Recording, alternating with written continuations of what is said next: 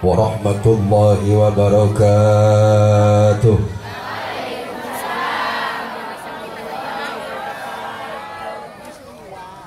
Bismillahi ma sya'allahu la yasukul khaira illallah. Bismillahi ma sya'allahu la yasrifus su'a illallah. Bismillahi ma sya'allahu ma kana min ni'matin faminallah. Bismillahi ma sya'allahu la hawla wa la quwwata illa billah. Alhamdulillahi wahdah alladzi arsala rasulahu bil huda linnasi kaffah wa anzala alaihi al-Qur'ana hudan linnasi wa rahmah.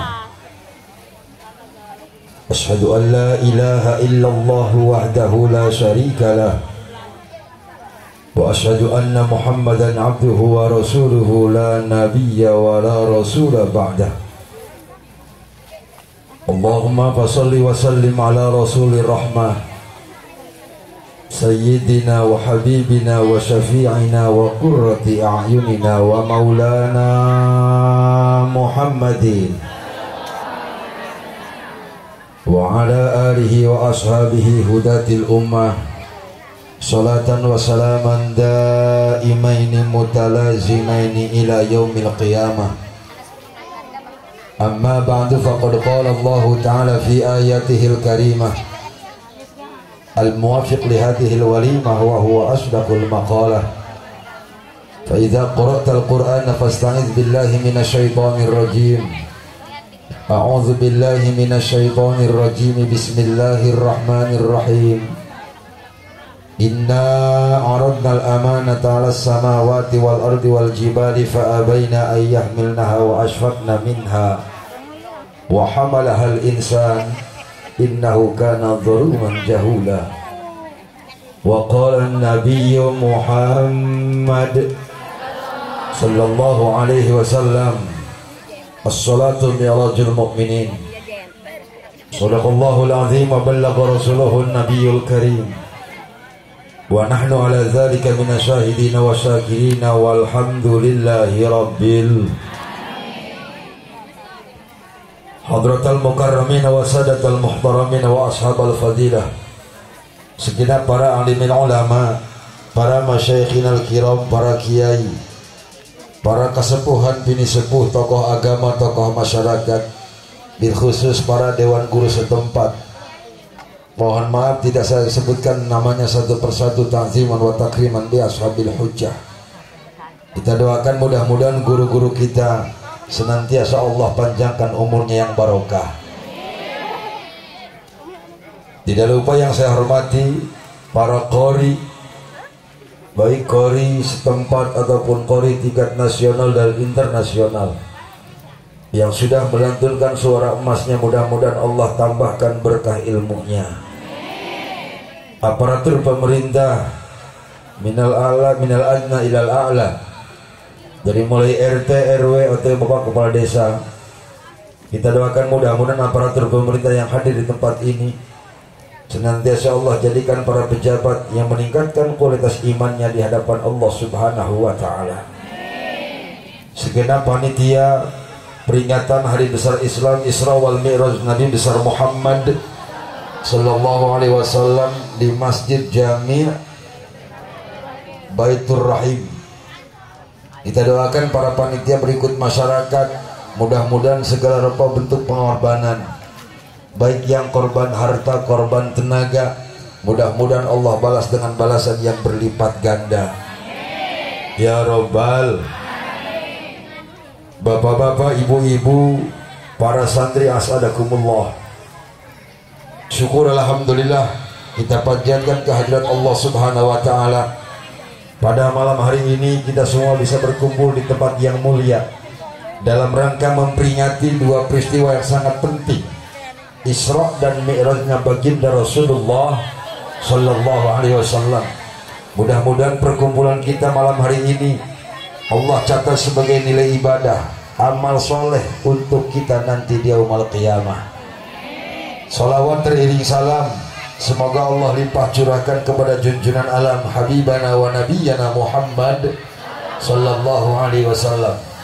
Bapak Ibu jamaah rahimakumullah, sebelum saya melanjutkan acara, perkenankan saya mengaturkan permohonan maaf yang sebesar-besarnya atas nama guru kita yang dari Tasikmalaya, Al-Mukarram Kiai Haji Tubagus Miftah Fauji. Malam hari ini beliau tidak bisa hadir di tengah-tengah kita, sehubungan kemarin malam beliau telepon saya dalam kondisi dilema. Satu sisi dia harus menghormati gurunya yang di Tasik. Malam hari ini ada acara di Tasik di tempat guru beliau yang mengundang Kiai Haji Sukron Makmun dari Jakarta. Kemarin malam telepon saya, kata Ki Miftah, Kang Haji, bisa nggak Kang Haji ngisi acara di Tasik malam Kamis? Saya bilang, Kang, saya malam Kamis tidak bisa keluar jauh-jauh karena saya punya rutinan di kampung saya, punya pengajian setiap malam Kamis ba'da maghrib, dan ini tidak mungkin saya liburkan karena amanat orang tua saya. Pengajian malam Kamis di tempat saya liburnya hanya dua, satu saya wafat, yang kedua kiamat, baru libur. Masa kiamat mau ngaji, Bu? Yang kedua alasannya saya menolak untuk datang ke Manon Jaya karena tahun kemarin yang ngisi saya, jadi nggak mungkin saya ngisi 2 tahun berturut-turut. Akhirnya kata Ki Miftah, ya udah kalau begitu saya minta tolong Kang Haji isi jadwal saya yang ada di Kemiri. Kenapa Bok? Ada nguyuh kan? Bukan nguyuh doang gitu. Ada apa pun kalau nguyuh di tempat gak apa-apa. Lah kesimpangan mesti.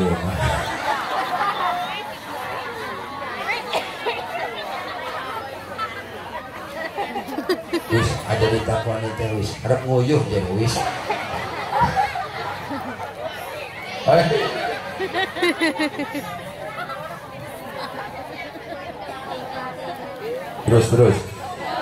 Terus sampai mana tadi?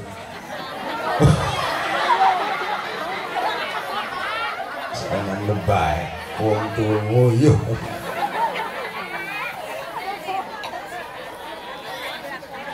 Untung orang rubuh.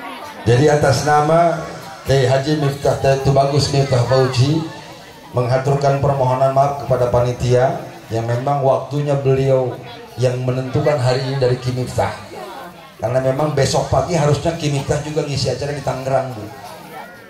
Makanya hari ini malam ini di Kemeri, besok pagi dia harus ngisi di Tangerang, dan kemungkinan besok pun tidak bisa karena memang perjalanan jarak tempuh Tasikmalaya ke Banten itu sekitar 8 jam. Makanya saya tolak untuk datang ke Manon Jaya karena jarak tempuh dari Rangkas Bitung Manon Jaya itu 8 jam. 8 jam ke Kemeri cuma 2 jam. Makanya saya ambil ke sini. Ya udah saya bilang saya ambil ke Tangerang aja, Kang.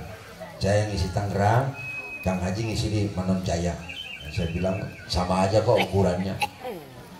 Karena kita bis kota. Bis kota itu jauh dekat sama saja.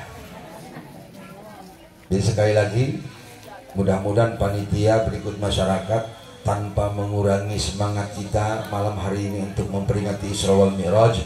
Insya Allah hadirnya kita Allah catat sebagai ibadah di hadapan Allah Subhanahu wa Ta'ala. Jadi kini tahe cilik saya kini ya, minta hecil kurus maning, tapi insya Allah gantengnya boten kalah. Insya Bapak Ibu jemaah rahimakumullah, tidak terasa perjalanan waktu yang kita lalui bertemu lagi dengan bulan Syakban. Kita sudah di awal bulan Syakban. Sebentar lagi kita memasuki Ramadan.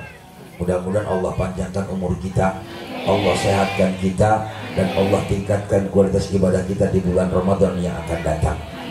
Ya Rabbal Bapak Ibu jemaah rahimakumullah, malam hari ini kita semua hadir di tempat yang mulia dalam rangka memperingati dua peristiwa yang sangat penting, Isra dan Mi'rajnya Rasulullah Sallallahu Alaihi Wasallam. Isra dan Mi'raj ini adalah dua peristiwa yang sangat berbeda. Isra Rasulullah itu merupakan perjalanan horizontal, perjalanan darat. Mi'rajnya Rasul itu merupakan perjalanan vertikal. Kalau kita lihat sejarah, Rasulullah di Isra dan di Mi'rajkan bukan tanpa sebab. Mohon maaf, kula orang bakal ngebahas kitab Dardir. Kenapa? Karena kalau saya ceramah membahas kitab Dardir, itu akan terkesan saya penceramah tekstual, penceramah oleh ngapal. Biasanya lamun ceramah oleh ngapal bayarnya murah biasanya. Hampura panitia hampura. Bayarannya biasanya murah. Kita mah terkenal kayak update. Apa yang lagi viral itu yang saya bahas. Makanya larang sih kita mah. Hampir macam-macam panitia. Engkau dibuka. Apa sih yang dibuka? Main buku-buka basi dong. Apa kira-kira penyebab Allah mengisrakan Rasulullah? Ternyata para ulama menyebutkan latar belakang Allah mengisrakan Kangjeng Nabi yang pertama adalah inda jafafi ahlil ardi. Ketika penduduk bumi sudah mengalami dekadensi moral, ketika masyarakat bumi mengalami krisis akidah, terjadilah Isra Rasul. Yang kedua, ketika Rasulullah di bawah tekanan, Rasul diembargo. Embargo bok. Orang Rasul dipecing. Mana dipecing? Si buruh apa gue ya? Embargo orang weruh. Apa bahasa kan embargo? Mancing sih. Jadi ketika Rasulullah ditekan secara ekonomi, Rasul tidak boleh membeli, Rasul tidak boleh menjual. Secara ekonomi Rasul ditekan. Yang kedua, ketika dakwah Rasul mentok, umatnya tidak bertambah. Jangankan orang lain, keluarga Rasul sendiri banyak yang tidak menerima dakwah Islam. Lalu pertanyaan, Rasul terus berdakwah. Apa yang Rasul lakukan? Rasul keluar dakwahnya dari Mekah menuju kota Taif dengan tujuan dakwah. Rasul keluar malam hari dengan berjalan kaki. Tuh lihat Kiai, Rasul dakwahnya jalan kaki. Coba kalau umatnya sekarang suruh dakwah kayak Rasul, Masya Allah. Lamun panitia telepon kita ku ya, lagi nih Kang Haji, wayai Kang Haji ku ya, malam Senin, malam Kamis hadir nih masjid Jami Baitur Rahim, tapi ngikuti sunnah Rasul. Kang Haji jalan kaki dari Rangkas ke sini. Lah kita mending milih gelut kalau panitia. Bener orang? Kita panitia jangan ngomong lah, mending gulat lah. Tuh, Rasul jalan kaki Pak. Setelah nyampe ke Taif, Rasul tidak disambut dengan tola al-badru, Rasul tidak disambut dengan marhaba, tapi Rasul disambut dengan lemparan batu. Subhanallah. Sampai bercucuran darah. Tidak pernah umatnya sedang dakwah dilempar batu. Betul? Pernah Masjid Jami Baitur Rahim ngundang mubalik dilempar batu? Pernah? Pernah belum? Mau nyoba? Harap ngejajalkan? Kita lagi ceramah ditimpuki harap ngejajal. Orang bakal balik, kita sumpah orang bakal balik. Tak latih ini endi umahku. Betul apa tidak? Rasul sampai dilempar batu. Bahkan malaikat Jibril sampai ngancam kepada Rasulullah. Apa kata malaikat Jibril? Muhammad, satu tetes darahmu nempel ke bumi, maka aku akan lemparkan seluruh gunung yang ada di Taif kepada orang-orang Taif. Apa jawaban Rasul? La ya Jibril, la ya Jibril. Nabik Jibril, nabik. sampai Rasul menahan darahnya supaya tidak netes ke bumi. Rasul malah membalas lemparan batu orang-orang Taif, dibalas dengan doa yang terbaik dari Rasulullah. Apa kata baginda Rasul? Allahumma akhrij min aslabihim man ya'budullah wa la yusyrik bihi syai'a. Ya Allah, keluarkan dari tulang sulbi orang-orang Taif, walaupun bapak orang tuanya kafir, walaupun kakeknya musyrik, keluarkan dari tulang sulbi mereka orang-orang yang menyembah Allah tanpa menyekutukan Allah. Terbukti doa Rasul diijabah. Sampai saat ini orang-orang Taif semuanya iman kepada Allah dan Rasulnya. Alhamdulillah. Setelah Rasul gagal dakwah di Taif, Rasul kembali ke Mekah dengan membawa kekecewaan. Setibanya Rasul di Mekah, Allah kembali menguji Rasulullah dengan ujian yang lebih berat. Apa ujiannya? Dua orang yang Rasul cintai wafat dalam tahun yang bersamaan, sehingga ulama sejarah menyebutkan dengan istilah amul husni, tahun duka cita. Inilah cara Allah. Ketika Allah hendak mengangkat derajat Rasulullah, Allah kembali uji. Sama halnya kita, ketika kita mau naik level, ketika kita mau naik derajat, ketika kita mau naik pangkat, pasti ada ujian sebelumnya. Betul? Ibu tidak mungkin duduk di bangku SMP kalau tidak pernah ujian di SD. Betul? Ibu tidak akan pernah duduk di SMA kalau tidak pernah ujian di SMP. Betul? Kita tidak akan pernah duduk di perguruan tinggi kalau kita tidak pernah mengikuti ujian nasional di SMA. Betul? Setiap kita naik level pasti ada ujian yang harus kita lewati. Begitu juga Rasulullah. Allah akan mengangkat derajat Rasulullah, akan ditaikkan derajat Rasulullah. Maka Allah uji kembali. Setelah gagal dakwah di Taif, setelah Rasul dilempar batu oleh orang-orang Taif, nyampe ke Mekah, dua orang yang Rasul cintai wafat dalam tahun yang bersamaan. Yang pertama, Rasul ditinggalkan oleh pamannya Abu Thalib. Walaupun Abu Thalib tidak mendapatkan hidayah, tidak masuk ke dalam golongan umat Rasulullah, tapi jasa Abu Thalib sangat besar.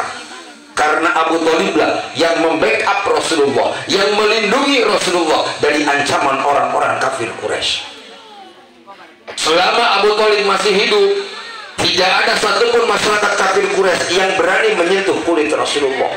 Abu Thalib wafat. Tidak lama setelah Abu Thalib wafat, istri tercinta Sayyidatuna Khadijah wafat. Ini pukulan yang berat bagi Rasulullah. Terlebih ketika Rasul ditinggalkan oleh Siti Khadijah. Kenapa? Karena Khadijah bukan hanya sosok seorang istri, tapi Khadijah yang kita kenal sebagai janda kaya. Janda kaya. Seperempat tanah Mekah itu milik Khadijah. Seluruh harta Khadijah diberikan kepada Rasulullah untuk perjuangan dakwah Rasulullah.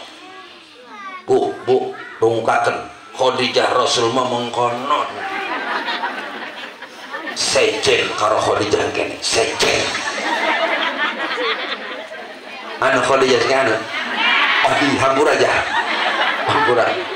Kok Khadijah Rasul seluruh hartanya diberikan kepada suami untuk perjuangan dakwah. Betul?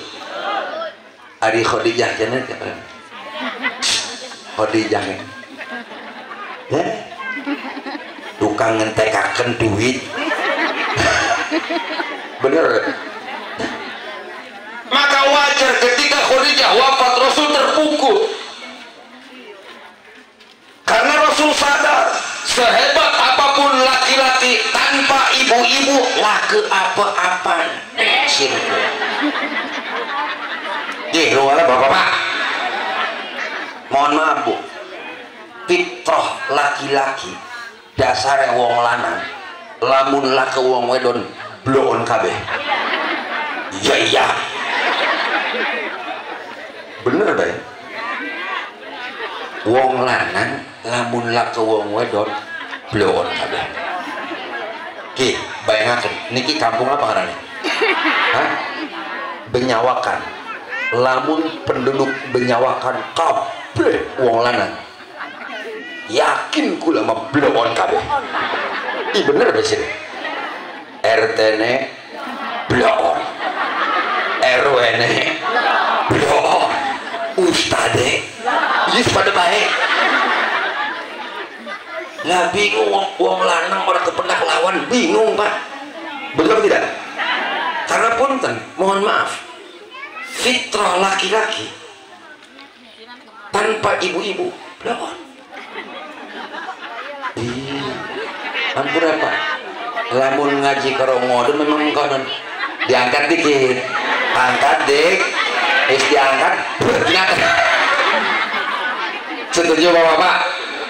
Enggak bu, angkat saya sudah, angkat, banyak. Kok? Ketika Khadijah wafat, Rasul terpukul.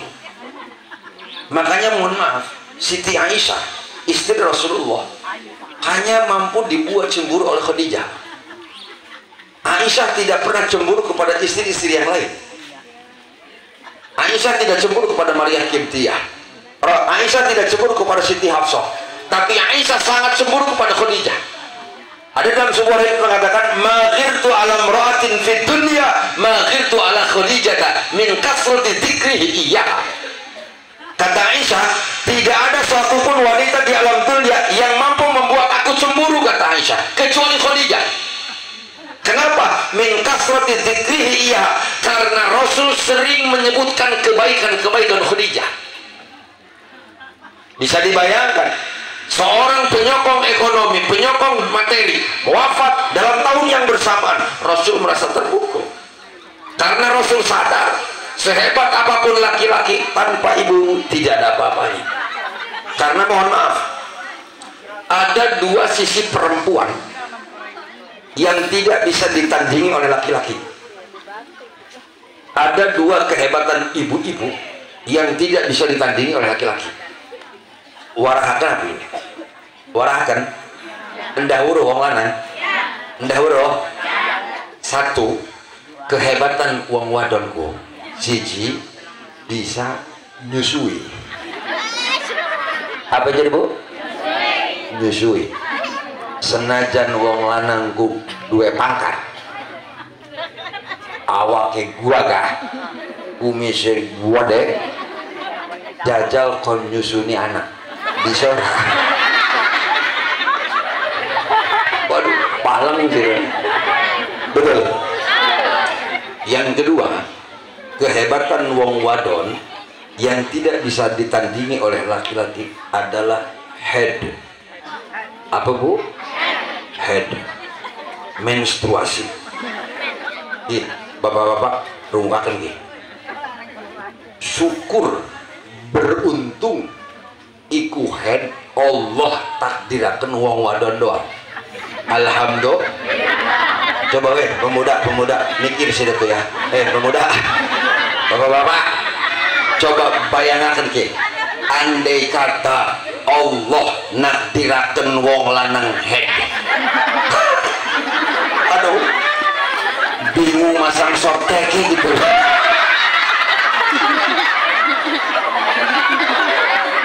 Bener. Nuang nih wong wadon mah lamun head kan gampang pak, tinggal ditaplokan blok beres. Bener. Coba bayangkan lamun wong lanang head, waduh sing gawa botol waeh gitu.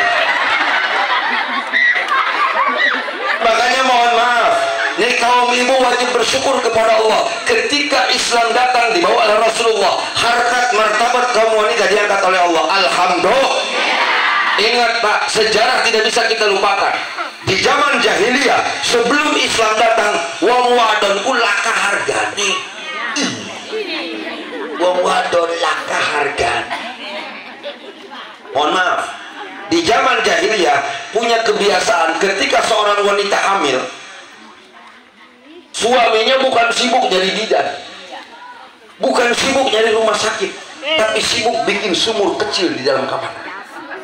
Jadi wong wadon singat melahirkan kon dodok ning luhur obat, ning luhur sumur.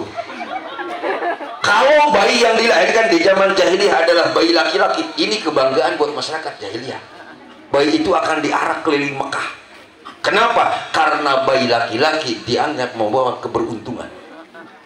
Tapi mohon maaf, kalau bayi yang dilahirkan di zaman jahiliyah adalah bayi perempuan, langsung dikubur hidup-hidup. karena perempuan tidak ada harga. Betul. Ketika Islam datang, justru harkat martabat wanita diangkat oleh Allah. Alhamdulillah. Ingat, ketika Rasul pernah ditanya oleh sahabat, "Ya Rasulullah, siapakah di antara kedua orang tua yang harus aku hormati?"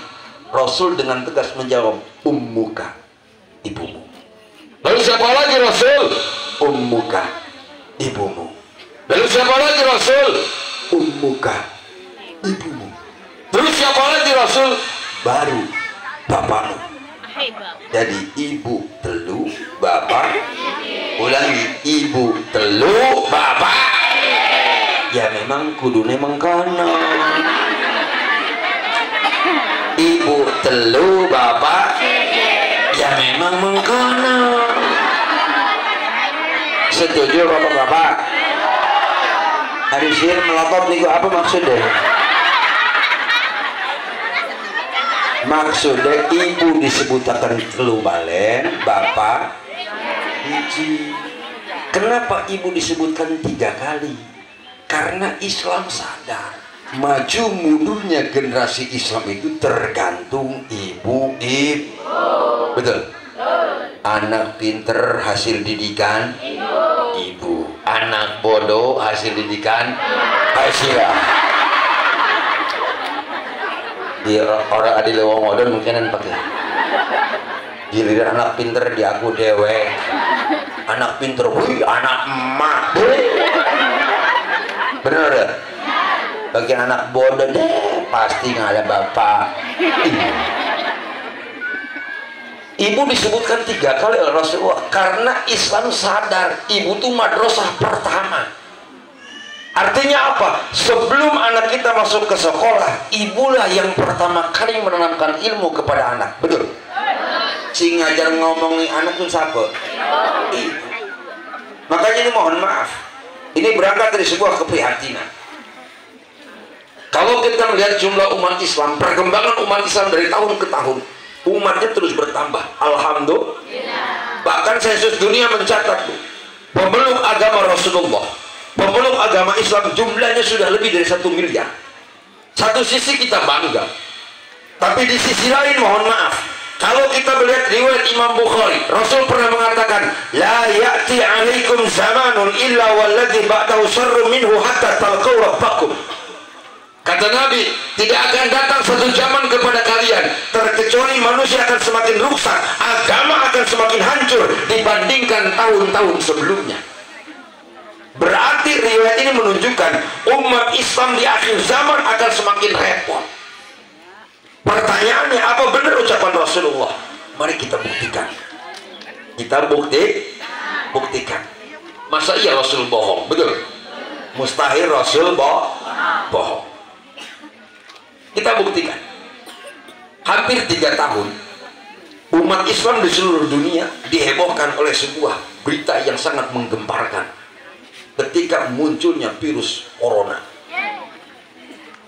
Corona lagi wingi kan rame corona, rame repot kabeh, sibuk kabeh,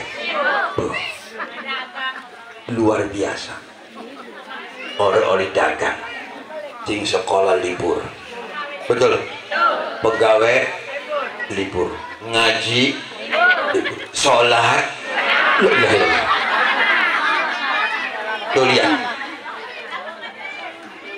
Ketika muncul corona, repot umat Islam. Ini terlihat akidah umat Islam sangat rapuh. Hanya gara-gara corona umat Islam dibikin takut. Sing corona wedi, ada si Allah ada wedi. Betul tidak?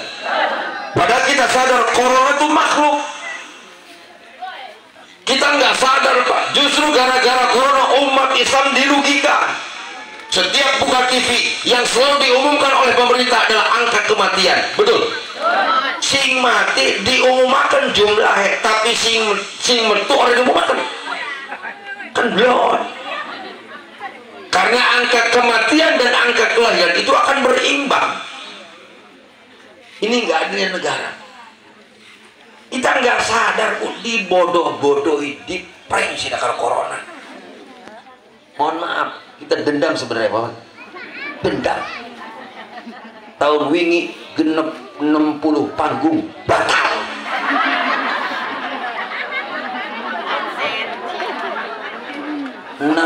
panggung bat kali kakan gua 60 kali pirang kok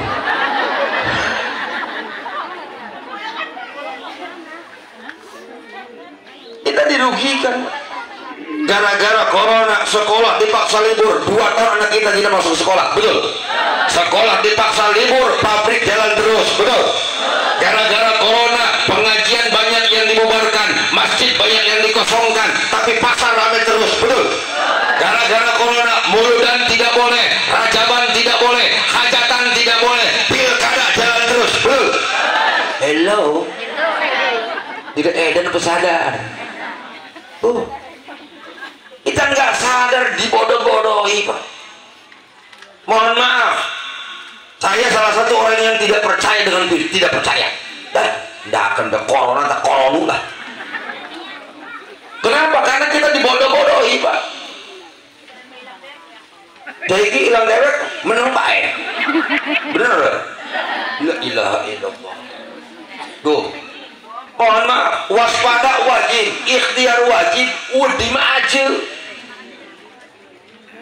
Ada ungkapan ulama Mesir yang bernama Syekh Muhammad bin Wali Asy'arawi, seorang mujahid abad ke-20, umur 9 tahun sudah hafal Quran. Ini ungkapannya menarik. Apa kata Syekh Muhammad bin Wali Asy'arawi? Tasrihu fi ta'ira wa la ta'rifu qa'idaha, wa tasrihu fi safinah wa la ta'rifu qibanaha. Anda akan merasa nyaman ketika duduk di kursi pesawat, padahal kita tidak pernah mengenal siapa pilotnya. Ibu bapak yang pernah naik pesawat, apa kita pernah mengenal wajah pilotnya? Tidak. Kita nggak pernah sempat melihat wajah pilotnya. Tapi semua penumpang pesawat akan merasa nyaman ketika sudah duduk di kursi pesawat. Betul? Masya Allah, naik pesawat pun enak. Kursinya empuk, pelayannya ayu-ayu. Masya Allah, pramugari kula kasih monyong. Sumpah sih, tak kasih monyong, wayu-wayu. Betul atau tidak? Masya Allah. Makanya kita malah tiap naik pesawat kan biasanya kan nggak sabuk ya. Diumumkan pilot, para penumpang calon jemaah haji atau umroh harap kenakan sabuk pengaman karena pesawat sebentar lagi akan take off. Lah kita pura-pura bego. Iku sabuk para dinggo. Lah meneng banget. Kan nanti diperiksa Pak sama pramugari. Betul apa tidak? Begitu lihat kursi saya, sabuk belum dipakai. Apa kata pramugari? Mas, tolong sabuknya dipakai, pesawat akan take off. Apa jawaban saya? Mohon maaf Pak, kita mah orang kampung, baru bisa menggone, bukan rusak. Kan nanti dibantu sama pramugari. Betul apa tidak? Sambil meluk, alah lumayan. Terus kira-kira Kang Haji niku dosa orang kita ke? Dan pramugari sing marakaken ning kita. Kita naik pesawat, kita tidak pernah mengenal pilot, tapi kita merasa nyaman. Ibu bapak yang pernah naik kapal laut bisa nyaman ketika duduk di kursi kapal laut, padahal kita tidak pernah mengenal siapa nahkodanya. Betul? Pertanyaan kita malam hari ini, wa kaifa la tastarihu fid dunya wa anta ta'rifu mudabbiraha? Apa alasan umat Islam di dunia harus takut sama corona? Apa alasan umat Islam di dunia takut miskin, takut susah, takut tidak ketemu makan, padahal kita sudah mengenal siapa yang mengatur kita di dunia? Siapa sih ngatur kita, Bu? Allah. Sing rezeki kita siapa? Allah. Sing nurunaken corona siapa? Allah. Sing angkat corona siapa? Lah kenapa harus takut sama corona? Ayo Allah. Betul tidak? Kenapa harus takut? Dan di sini salahnya, Pak. Ketika wabah corona turun, bukan masjid yang dikosongkan, bukan berjamaah yang ditiadakan, bukan pengajian yang dibubarkan. Justru ketika wabah corona datang, jangan jauhi Allahnya, jangan dijauh. Logikanya sederhana. Kalau kita dikejar anjing galak, jangan lari, Pak. Kalau ada anjing galak, jangan lah, percuma. Bapak lari jatuh tetap dicokot-cokot kalau anjing. Betul. Cara yang paling aman gimana? Kenali pemilik anjing. Kenali pemilik anjing. Kalau kita sudah kenal dengan pemilik anjing, kira-kira anjing galak bisa dikendalikan tidak sama pemiliknya? Niki corona galak teh. Corona galak. Kenali pemiliknya siapa? Allah. Sehingga mohon maaf, gara-gara corona niki muncul aturan-aturan kebijakan pemerintah yang tidak masuk akal. Niku Satgas paling cerewet, cerewet Satgas. Bapak-bapak, ibu-ibu menghadapi COVID-19 harap gunakan protokol kesehatan. Betul atau tidak? Pakai 3M. M yang pertama harus menjaga jarak. Kok bapak karo ibu gara-gara corona turunnya jarak semeter. Betul. Jadi ibu geser semeter, jadi lu lagi semeter. Remen corona. Cing krunya tukang ojek, krunya kita. Tukang ojek baru bisa ngojek teh. Sebab dituntut harus menggunakan prokes. Jarak tukang ojek dengan penumpang minimal 1 meter. Jarak kegawah penumpangnya. Betul. Yang lebih parah, ini sudah masuk ranah agama. Berapa banyak masjid di perkotaan yang menerapkan protokol kesehatan jarak makmum dengan makmum dalam berjamaah 1 meter. La ilaha illallah. Uang sholat di corona halal jadi kita mah. Betul. Kenapa? Bukankah kita setiap sholat sering mengungkapkan ungkapan di hadapan Allah? Apa ungkapan yang kita baca? Inna sholati wa nusuki wa mahyaya wa mamati lillahi rabbil. Karena itu ungkapan kita di hadapan Allah. Sesungguhnya sholatku, ibadahku, hidupku dan matiku pasrah gimana Allah. Nah sila lagi sholat pasrah mati premen Allah, sholat mudin corona kan bloon. Betul atau tidak? Kenapa? Lebih bagus lagi sholat kena corona Pak daripada lagi gaplek kena corona. Betul atau tidak? Nih yang membuat kita janggal, selama PPKM saya keliling sebanten Bu. Saya masuk ke kampung-kampung. Pernah kejadian di kampung ini seorang petani mati kena corona, mati di sawah. Pernah tidak? Semua yang mati corona itu matinya di rumah sakit. Di rumah sakit. Pertanyaan saya, masa iya Ijroil ngetemnya di rumah sakit doang? Ya pikir. Berarti Ijroil nongkrongnya di rumah sakit doang. Aneh. Justru yang kita khawatirkan sebagai umat Islam, sebagai kalangan santri, kita harus khawatir adanya aturan social distancing, adanya aturan jaga jarak. Justru umat Islam harus berpikir, khawatir ini terjadi. Umat jaga jarak dengan masjid, umat jaga jarak dengan pengajian, umat jaga jarak dengan ulama. Karena sudah ada ancaman Rasulullah, hadisnya sudah masyhur. Apa kata Nabi? Sayati ala ummati zamanun yafiruna minal ulama'i wal fuqaha. Sinyal ditanfis di ifadati takrib, menunjukkan makna dekat. Kata Nabi apa? Tidak akan lama lagi bakal datang satu zaman di mana umatku akan jauh dari ulama, umatku akan jauh dari para kiai. Kapan? Kemarin Bu. Kemarin. Nih, saya tanya. Ibu biasa ngaji mingguan di sini ada? Ngaji mingguan ada? Biasa ketemu kiai seminggu sekali, gara-gara corona pengajian diliburkan. Ketemu nggak ibu sama kiai? Tidak. Bapak-bapak biasa ngaji bulanan keliling dari masjid ke masjid, ketemu dengan orang-orang soleh, gara-gara corona pengajian diliburkan. Ih, aturan. Gara-gara corona pengajian diliburkan, bapak ketemu dengan orang soleh tidak?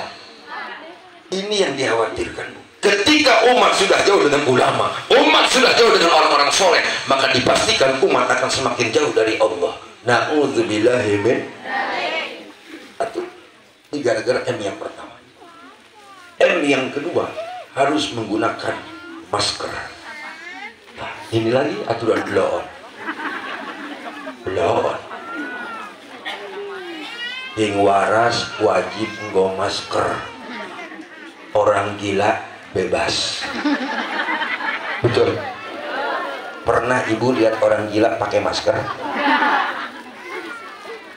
Bebas.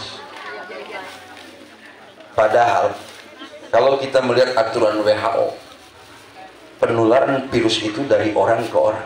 Justru orang gila sangat berpotensi menularkan virus. Kenapa? Karena orang gila badannya kot, ilokan man, nggak pernah pakai baju. Betul atau tidak? Tapi hebatnya orang gila, walaupun tidak pernah pakai baju, belum pernah masuk angin. Betul? Ibu pernah lihat orang gila kerokan di pasar? Hah? Pernah?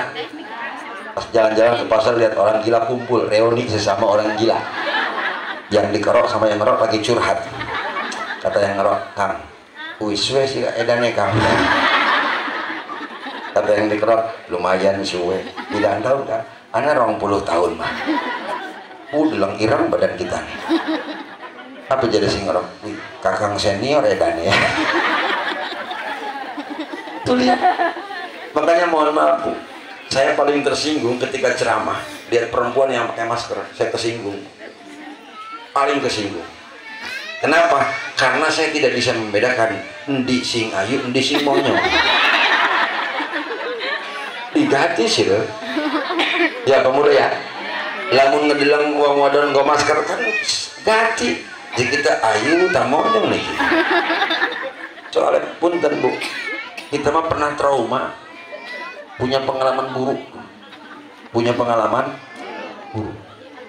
pengen lagi mondok, kita pernah ngalami Badung Kang. Kita ke Badung sih, pengen mau Badung, tapi kita Badungnya ikhlas, makanya dari kiai. Makanya santri lamun arep dari kiai, lamun Badung kudu ikhlas, nggosot ikhlas. Premen Badungnya kita. Pelebah kiai nabah tongtrong trong santri wong dian kun ngaji nih majlis kita menonton layar tancap, nonton layar tancap. Pas lagi nonton layar tancap kependak wong wadon gedelenge ayu ku wong wadon. Apa ciri ayunya? Dari pertama ketemu nutupi irung bagi. Jadi gitu, yakin ayu kin orang yakin ayu. Apa soalnya? Anak saya tinggal tua. Setiap barang yang dibungkus pasti bag. Nah, ya gitu, yakin ayu sih wadah. Biasa kenalan.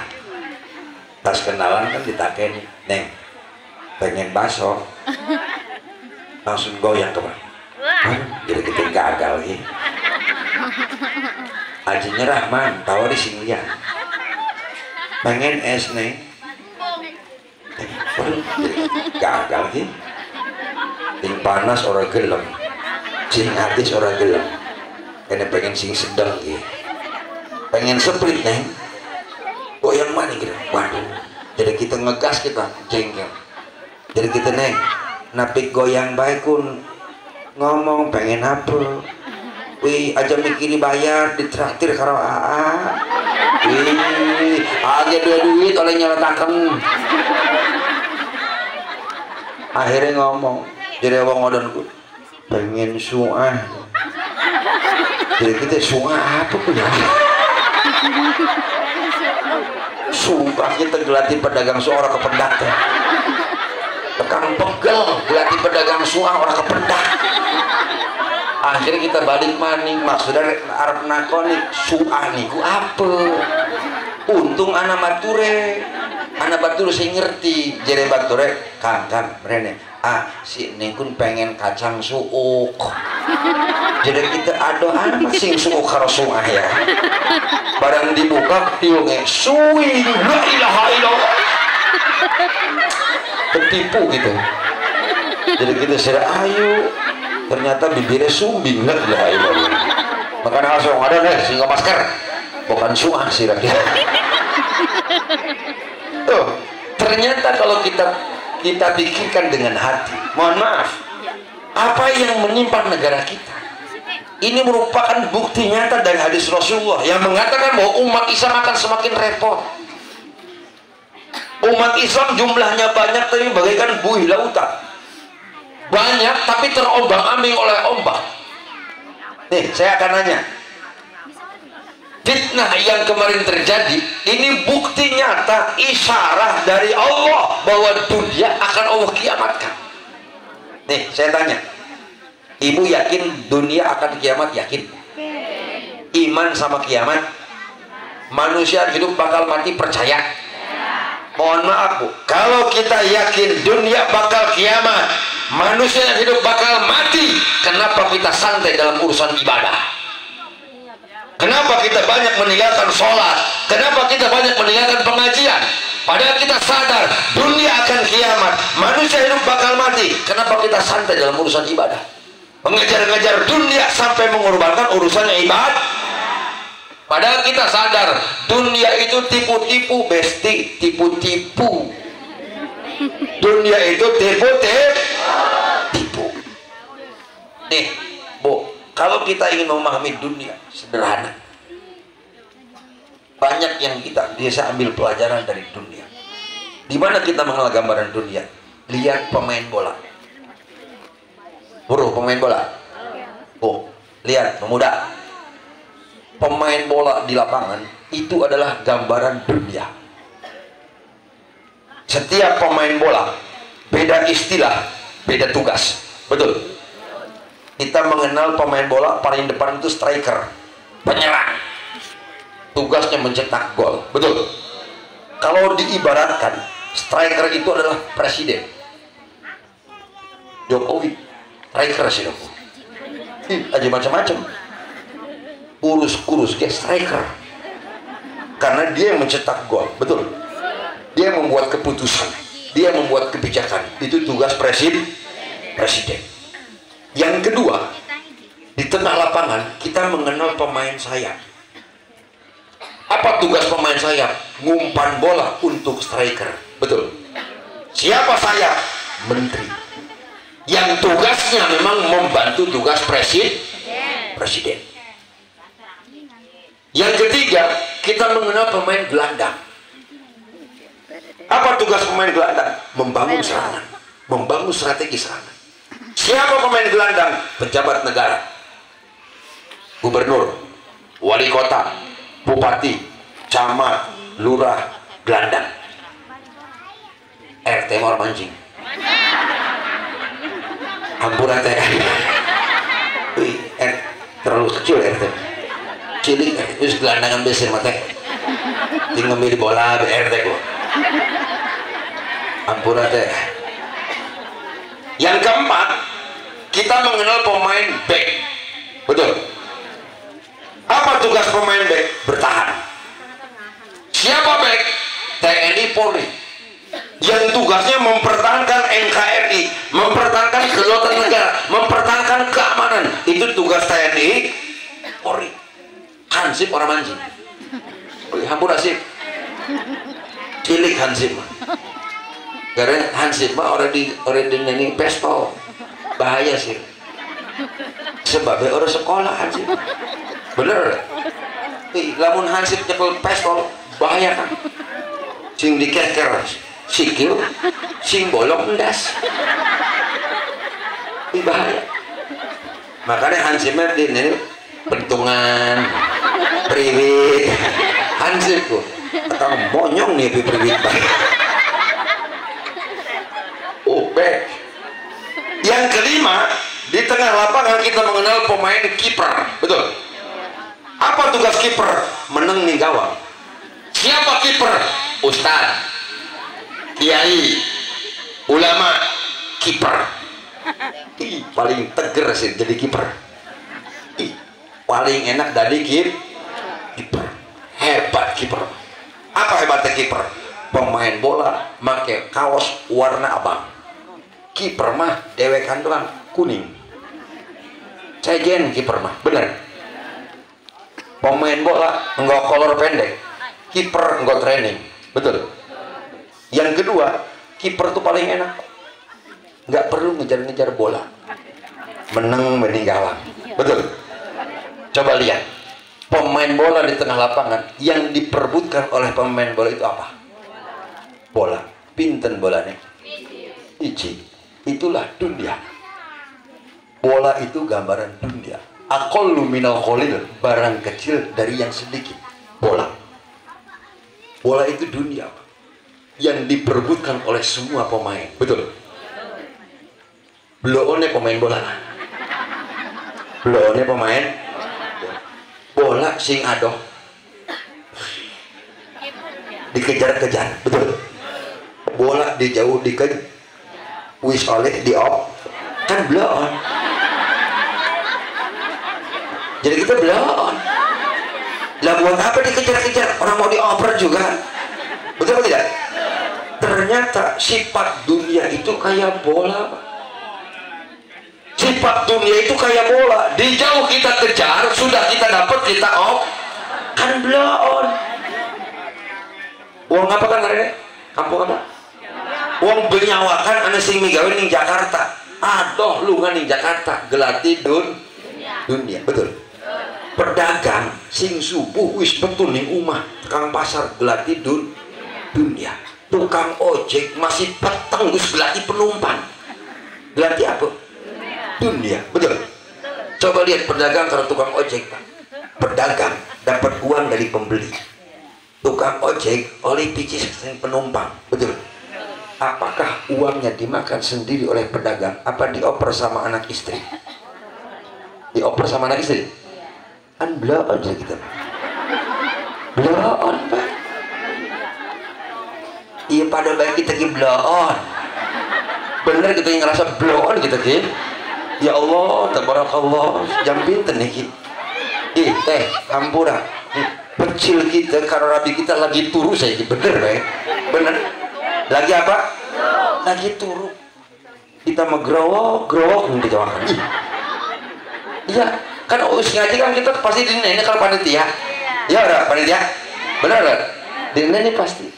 Tekan nih umum pasti ditakoni karena di kita. Kan. Di. Jadi kita apa? Setoran. Setoran apa sih? Benyawakan. Dioper kalau kita. Belum. Tuh ternyata sifat dunia itu kayak bola, Pak. Nipu sama kita. Di jauh kita kejar-kejar, sudah kita dapat, kita tipu gitu. Coba lihat pemain bola. Bola ketika ditendang sama striker ke sayap, ke gelandang, ke back, ujungnya bola bakal berhenti di tangan siapa? Kiper. Betul? Oke, rungukan mau menyalakan. Ternyata sifat dunia walaupun dipegang sama pejabat, dunia dikuasai sama petani, dunia dipegang sama pengusaha, tetap bakal balik ning kia. Paling enak dari kia. Kiai dilawan sih mah. Betul lah. Silakan Bapak jadi presiden, tetap ketika nyalon Anda pun doa. Siapa yang mendoakan mereka? Kiper. Bener kan? Pejabat naik jabatan, sing guru SD diangkat dari kepala sekolah, ngadain syukuran, ngondang tetangga, ngondang temen, yang ngedoa siapa? Kiper dilawan. Betul? Petani nanam pisang dari anaknya. Sebab saya belum pernah mendengar petani nanam pisang ibunya. Pasti sing ditanam pun anak gedang. Bener? Anak duduk ibunya. Bener? Umlak gedang ditanggini tegang dadi, tegang buah, tas buahan tegang mateng, wis mateng dineni siapa? Kiai. Aku ning mobil kita ada gedang aja. Gedang mateng wis pas nana kene mobil. Ampura Bu, kita mau orang mikirin nanam gedang, orang mikirin ngarbit gedang. Wis mateng melu mangan. Bener? Kiper dilawan. Betul atau tidak? Yang paling enak itu jadi tidak perlu lari ke depan, tidak perlu ngejar-ngejar bol. Tugasnya kiper menang beding gawang. Betul? Tapi ingat saudara, walaupun kiper tidak capek, kiper itu tidak ngejar-ngejar bola. Tugas kiper itu berat. Tugas kiper itu berat. Apa tugas kiper? Menjaga keperawanan gawang supaya tidak bobol. Betul? Betul? Dajal kiper lengah, bolanya mancing ning kolong si gila. Sira penonton digoblok-goblok karo penonton. Apa jadi penonton? Dasar sira kiper komprong, kiper blow on. Anak bola sudah turu maning. Betul atau tidak? Satu.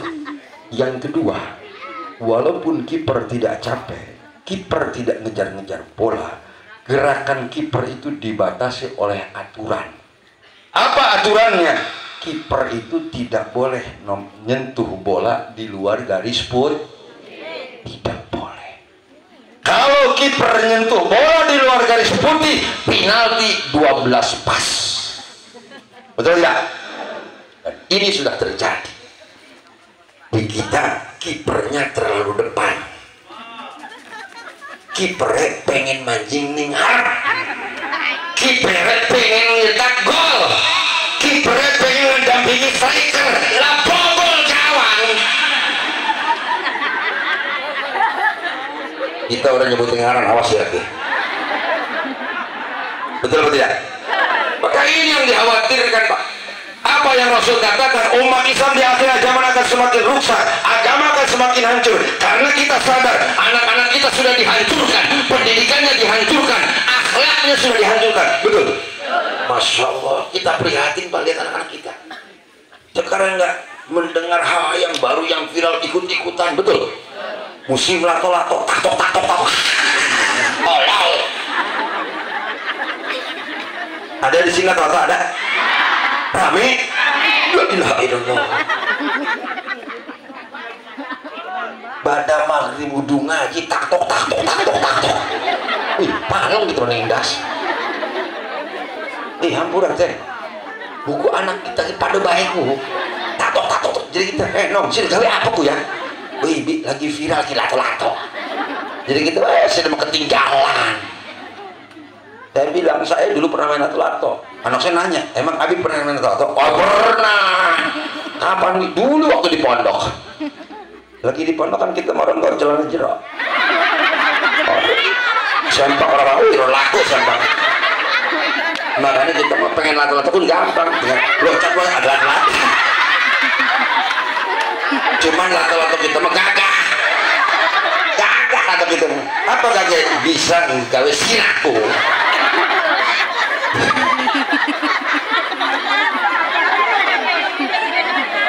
Bu, gue bengi sing dua pasangan laki lato-latone. Bukan gila. Ternyata apa yang Rasul katakan, umat Islam akan semakin hancur, agama akan semakin rusak, karena memang generasi kita sudah rusak, ulama-ulamanya sudah rusak. Betul? Masya Allah. Makanya mohon maaf, keprihatinan yang paling mendalam, saya sedih, saya prihatin ketika melihat para ulama, ketika melihat para kiai, pimpinan pondok pesantren, abring-abringan sampai berbondong-bondong datang ke rumah pejabat. Ini musibah yang paling besar bagi agama kita. Ingat, Imam Hudzaifah pernah mengatakan dalam nasihatnya, dan kita Tamimul Qafil sangat jelas. Apa kata Imam Hudzaifah? Iyyakum wa mawaqifal fitan. Qila wa ma mawaqiful fitan?